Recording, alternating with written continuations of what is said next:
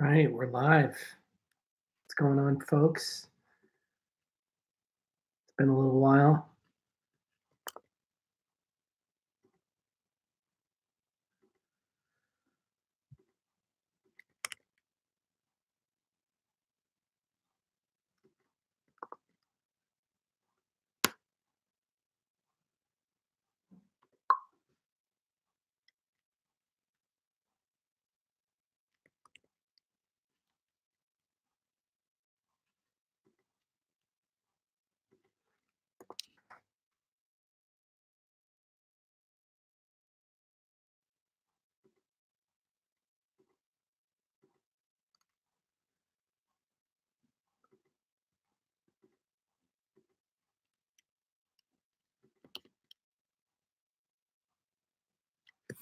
Xandor, how you doing? Welcome, welcome. Wait a few minutes for some people to jump on. I'll share this out. Announcements.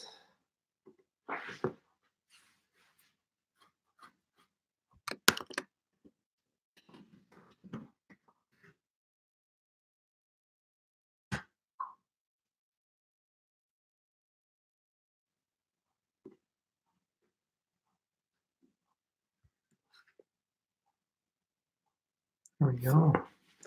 Who else we got on here? Let's drop a little comment in our chat box. Pretty busy and exciting week.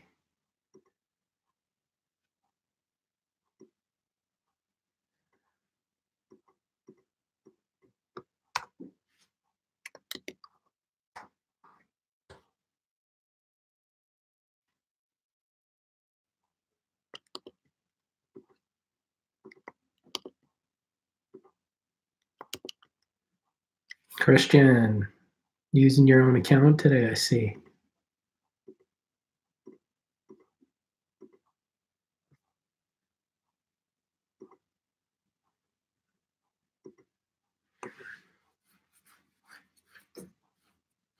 Xandor.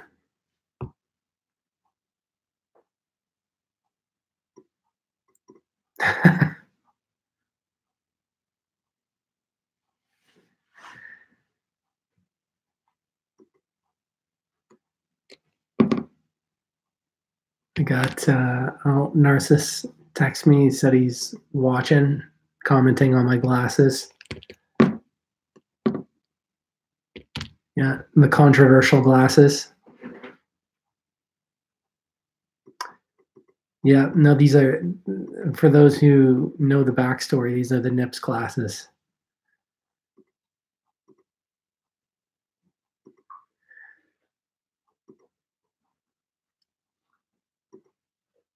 I'll spare the explanation on the story because it's not really that exciting if you don't know already. Success Pandemic. That's a cool username.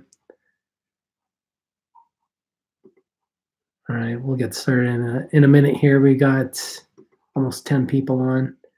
Yeah, I'm feeling very, very sick today. It's extremely snowy out in Canada here. Been pretty blizzardy, I'd say, the last few days, and so just like hard to keep up with the seasonal changes, and so I'm definitely feeling it today. Hard. Hasn't dampened my spirits though. Shocks. How you doing, man?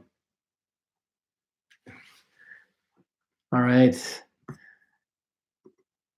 So let's catch up and chat a little bit about what's going on this week.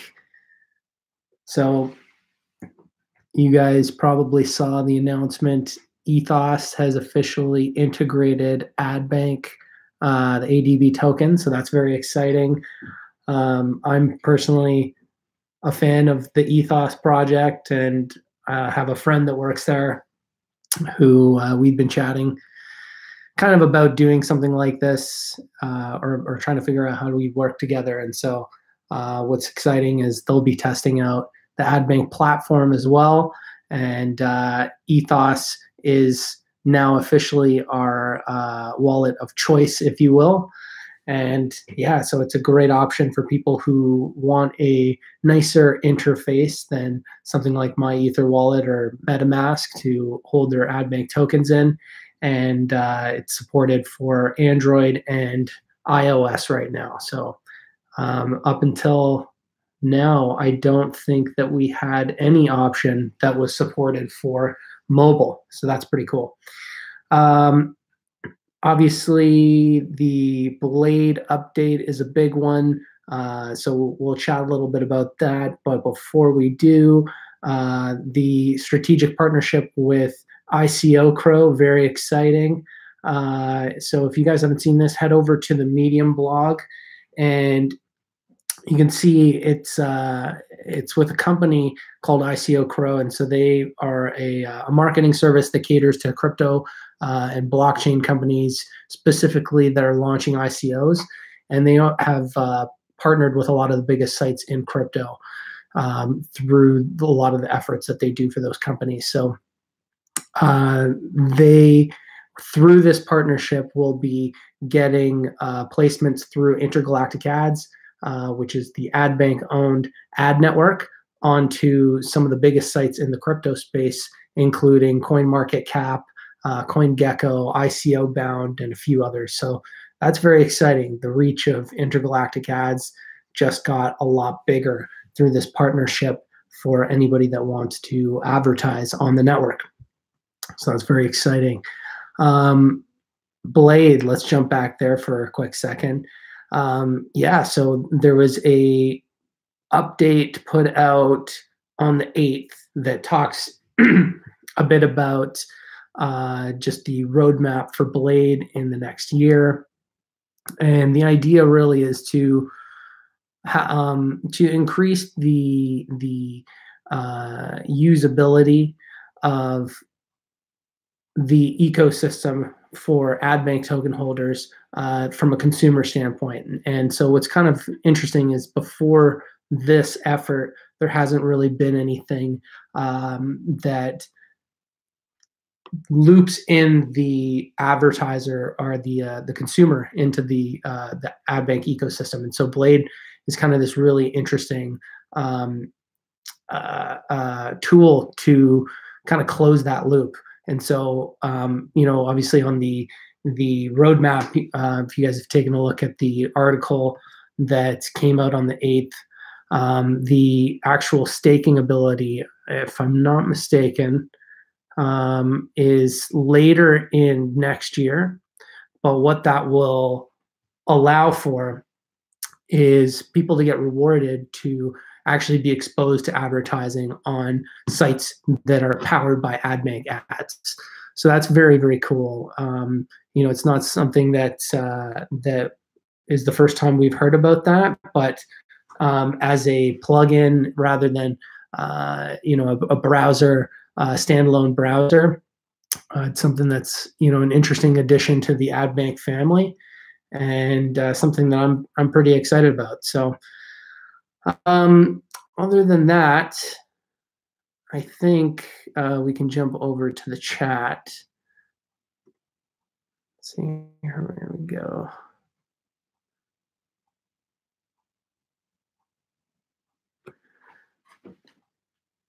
No blizzards in Finland yet. That's interesting because, I would expect that Finland would be kind of similar to Canada, but seems like it came out of nowhere here. TOB, is that a new username for you? That's an interesting one.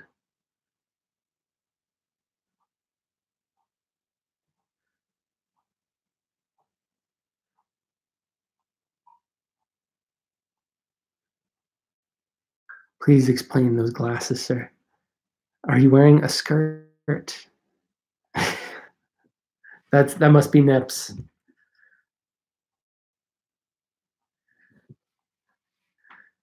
Yeah. So, how do you plan on marketing Blade? We're still early in the days of be for that, but there's definitely a lot of interesting strategic partnerships that will open up doors that are easily accessible than they were, a few months ago. So I think when the time comes, there's definitely traditional ways and some non-traditional ways. So that's a vague way of basically saying we'll know sooner into the future than I would say right now. It's still early. Kind of, and the interesting thing about Blade is that I think we weren't expecting that to come to fruition as quickly as it did, but we were able to speed up the process by getting access to some already existing technology that we're able to plug in some of the token, the payment rails and whatnot, um, rather than building something from the ground up. And so that's yeah, there is some more clarity that will come over that, and I'd say in a little bit more into the future. Xandor, you're going to make the pilots for the ICO Crow. I'm not sure what that means.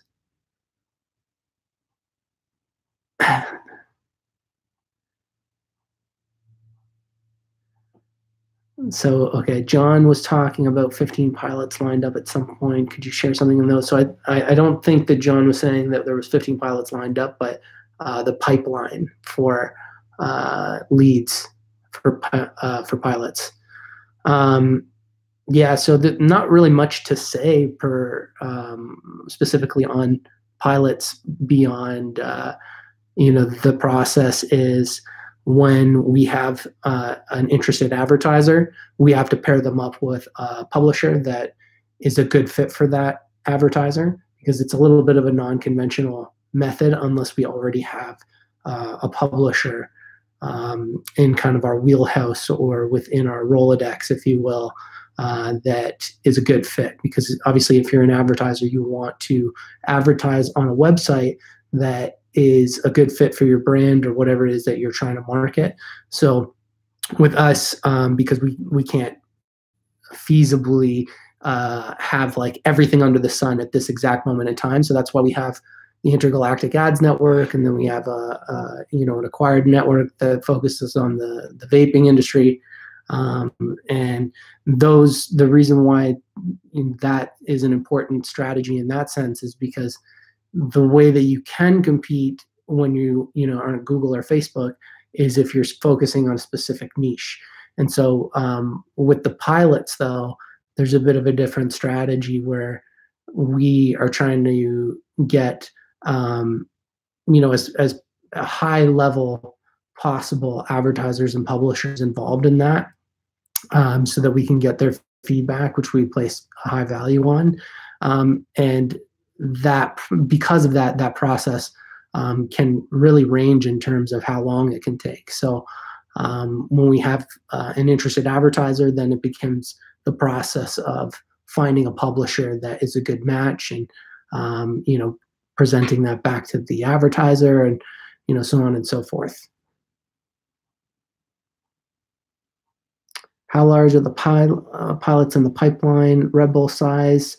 I would say there are well-known company names in there for sure. I would say if it's a pilot, then it would have to be a company that has a well-known brand, or has some level of market influence that is significant, because the process with the pilots tends to be a little more involved because of what I just mentioned with needing to get a proper publisher, and just that back and forth can be tedious. So we want to be sure that the ones that we're doing that with are strategic on all fronts.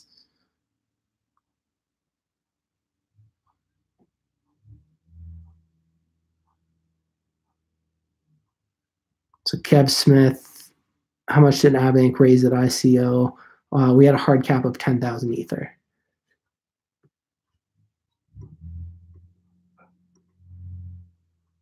Subliminal red glasses are out. I don't know what that means, but that sounds cool. Yeah, apologies, I'm low energy today, guys. If you could see I bring the camera over to the window, but you wouldn't be able to see from where I'm sitting right now. Anyways, it's just a crazy amount of snow that's come in the last week. Christian, any updates on QNY creative side? It's same update I would say within regards to it's hard because I can't really discuss something until it's at a point where that campaign is already underway or completed.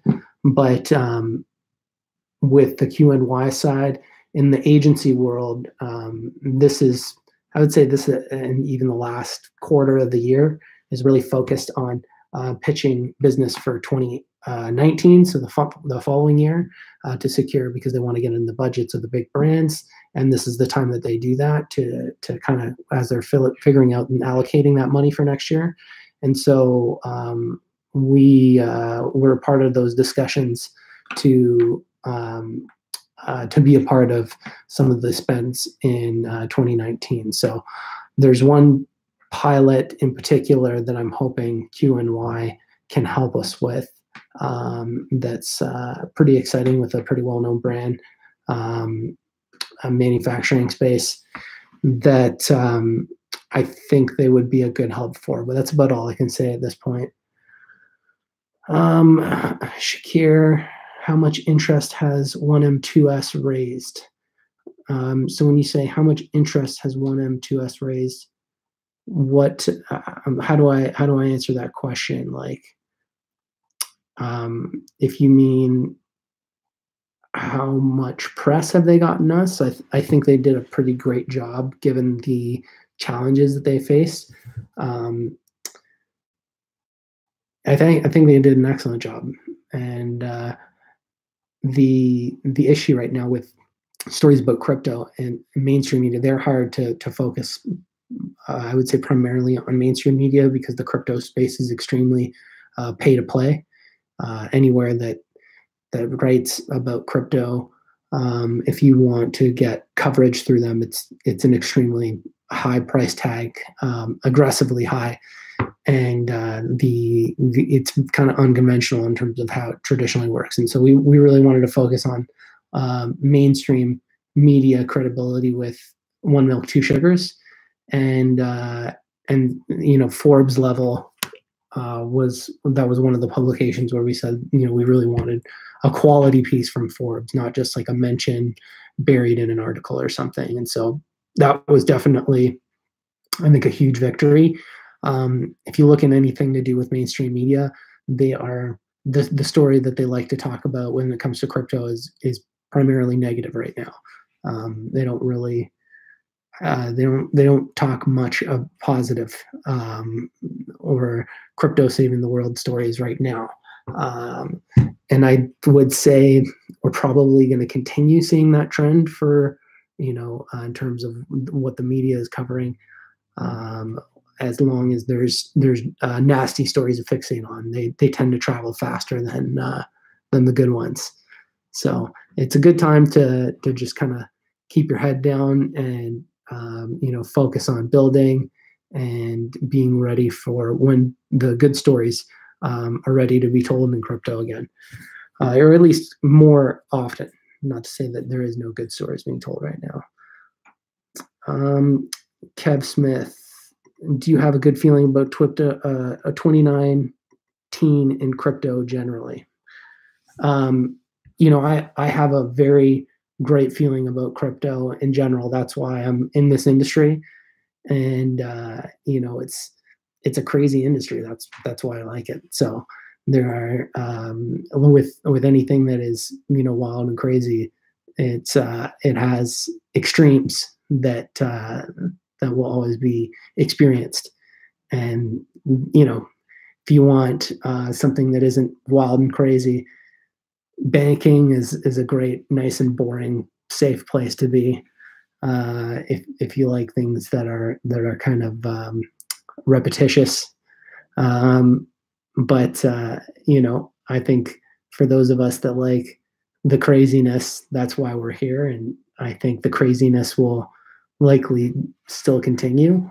Um, in many and manifest in many different kinds of ways, but I think crypto and blockchain are world changing for sure. Christian, could you tell us more about the Adweek conference? Yes.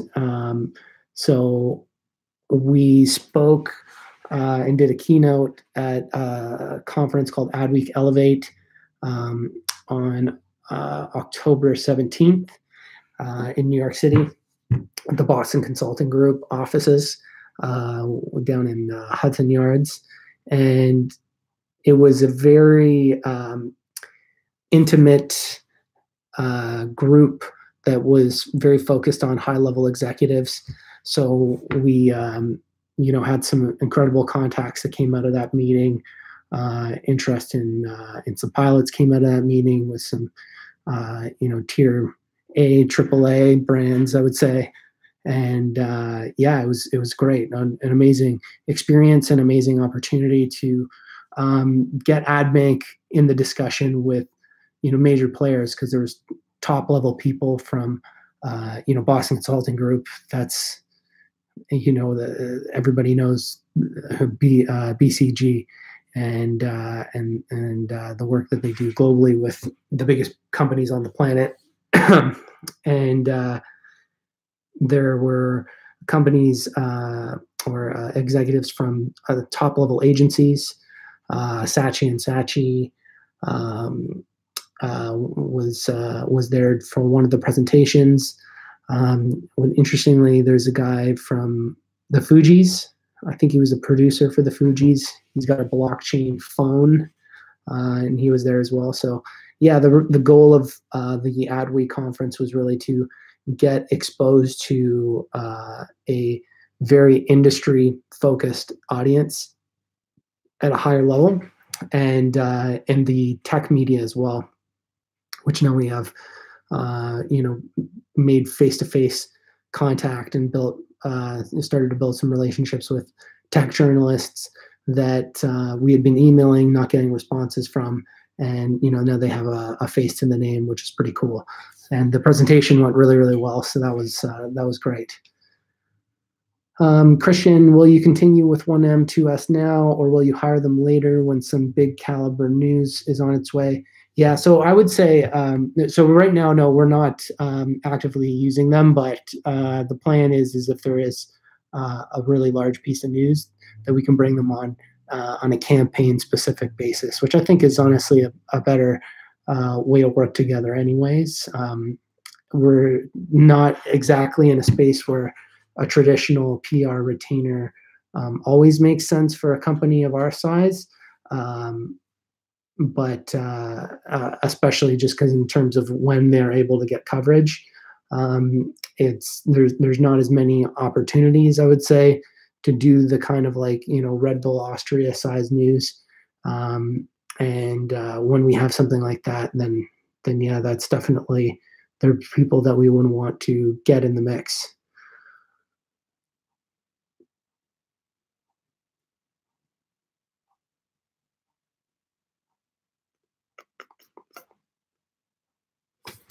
Christian, were you well received as a crypto company, or were people suspicious and doubtful?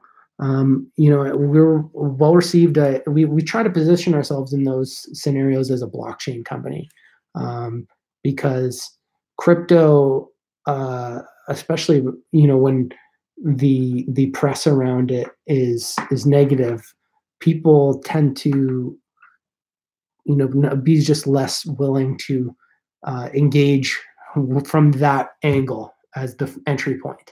But blockchain, it has a very different discussion around it than crypto in the enterprise level world, which is actually quite interesting, because um, they don't really look at it as the same thing. And I think we'll probably start to see more of that separation, especially on the enterprise level, the Fortune 500s and whatnot of the world, where blockchain will become more of its own discussion and completely separate from crypto more and more. But I think so. Part of the presentation that we give focuses on why blockchain is special and why cryptocurrency is a great thing. And it's not a long presentation, so we can't really get too deep into it.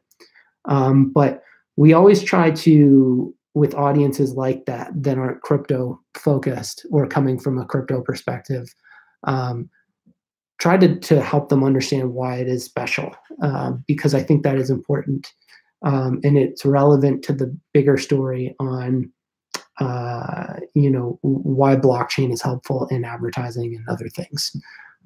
So I think there is still some skepticism in the enterprise level when it comes to crypto, but when you're able to kind of pare it down in a way that is not intimidating and easily understood, then those barriers are not impossible to overcome. But it's definitely I would say a challenge that's ongoing that will likely continue because it is just a necessity and a natural state to be in for this point where we're in for an emerging technology.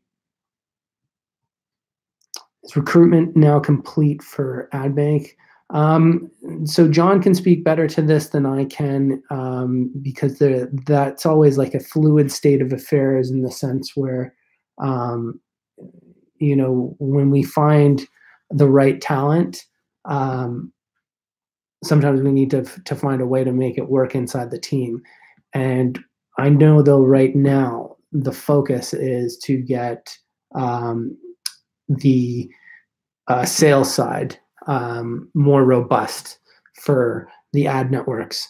And so that I think is the major position that we want to fill for. There is just somebody who's been brought on part-time for marketing, Catherine, who just started last week. So recruitment not complete, but potentially never complete.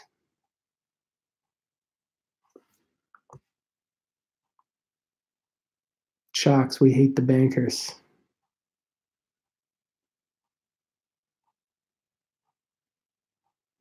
Kev Smith, yeah, just exactly that.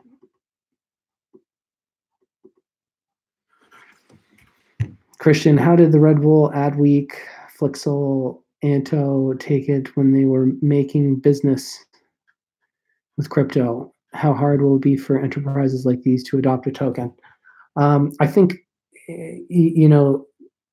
most of those ones are excited, and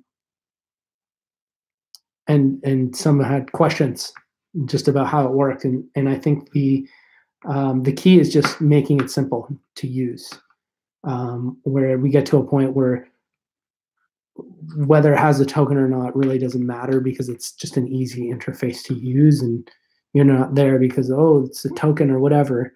You're there because it's accomplishing a goal, i.e. advertising, and that process is made as easy as possible. I think that's really what it's all about. And this was made in the case of these pilots. We're still very early days, so we're making that as easy for them as possible. And in the case of these pilots, they aren't managing their own account. We're doing that for them, simply because that's just less friction for them and makes it an easier process. That's already quite time-consuming and lengthy process with a lot of moving parts.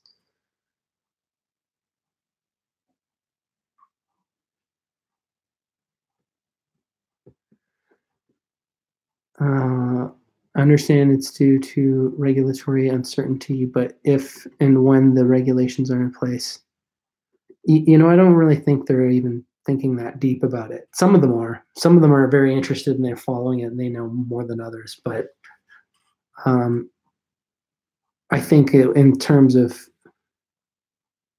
the main concern with the crypto component is just like the complexity of how it works and like wallets and understanding if the volatility will be an issue for them, which is something that we absorb that risk for them. Oh, sorry, Kev, you got inadvertently roasted a little bit. We got another banker in the house though with Ant, Crypto Ant.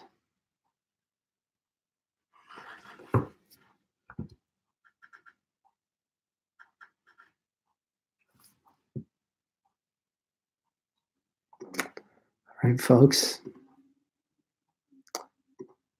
I think we will call it at that. It's very nice to catch up with you all. I know it's been a little while here, but we'll catch up soon again here, and we'll try to get a little more variety in here with John jumping in some weeks and Kelsey in here some weeks. So, yeah, thanks very much, Jocks. Good to see you, Ant, Kev, Christian, everybody, Xandor. Have a good one, and thank you very much for tuning in. Until next time.